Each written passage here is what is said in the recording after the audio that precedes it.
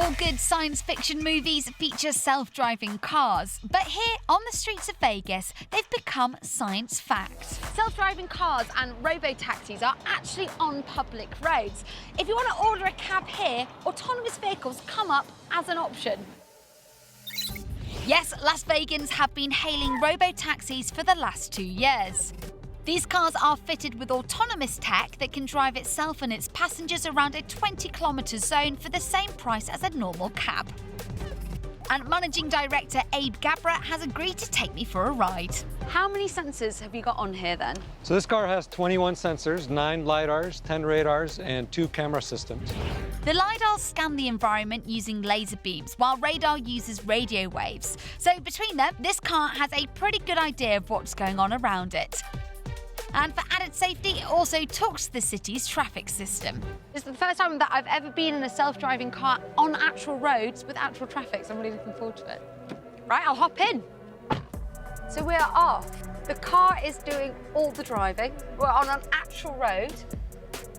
Well, I mean, it feels quite normal, yeah. Which is probably a compliment to the AI, isn't it? Though this car really is driving itself because it's a taxi, for extra safety, drivers have to sit behind the wheel when carrying passengers. So here we're going to approach a pretty complex 4-way intersection. And when you approach the stop sign, you have to gauge whether you have pedestrians that are about to cross, whether or not it's your turn to go. Yes. Who approached the intersection first. So the car is going to work all that out and then follow the rules and do it safely. Wow. These guys have mapped the road networks here and use that information to create their own HD road maps. The car then combines this mapping with the real-time information provided by all the sensors around the city. We've driven over 1 million miles here in Las Vegas. Wow, that's a lot. I have to say, it's very confident. It's not really cautious or feels like it's going slower than other cars. It's an experienced driver. So far, this fleet of autonomous taxis has given 95,000 lifts to the public in Sin City. And eventually, it's going to get to the point where you won't need a sort of supervisor to oversee the AI, is that right? Yeah, actually, in fact, this year, we're starting driverless testing. But one company have already reached the stage of not needing someone behind the wheel. It's already driving on roads in Russia, Israel, and here in Vegas. This is the Yandex, an ordinary Toyota Prius that's been stuffed with tech so advanced. That's right. It can carry passengers without needing a safety driver behind the wheel. Actually, just not having that person at all there does make a big difference. There is a technician in the passenger seat, but he's there to monitor the self-driving software. He has no control over how the car is driven. Yeah. It really, really makes you realise there is only one person in control, or one thing in control, and that is AI right now. The technology used in this car includes the LiDARs, radars, GPS and cameras we've come to expect in autonomous vehicles. But it's also packing a supercomputer, the NVIDIA Drive PX Pegasus, which is capable of 320 trillion operations a second. Not too shabby, considering they didn't start developing this car until 2017. And has it helped being a tech company to sort of progress than maybe if you were a traditional car manufacturer?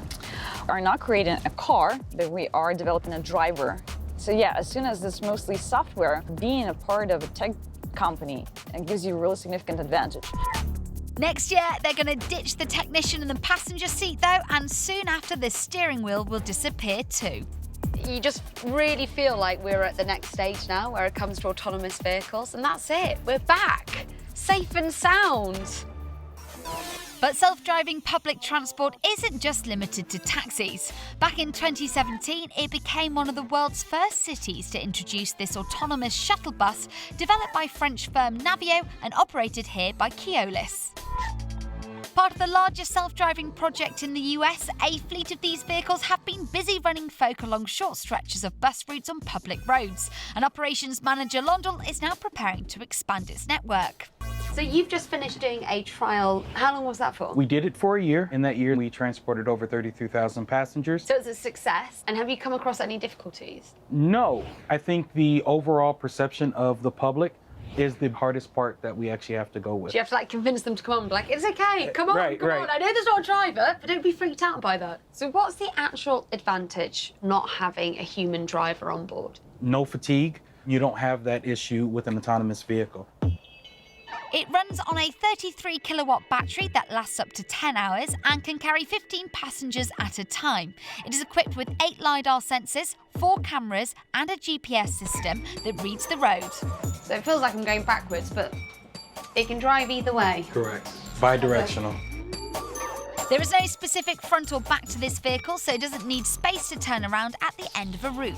And you could also summon this as well if you wanted to. There is an app in development for on-demand service. Of the thousands of passengers who used these vehicles whilst it was in service, 97% of them gave it a big thumbs up. Thank you so much. It's my stop. Perfect.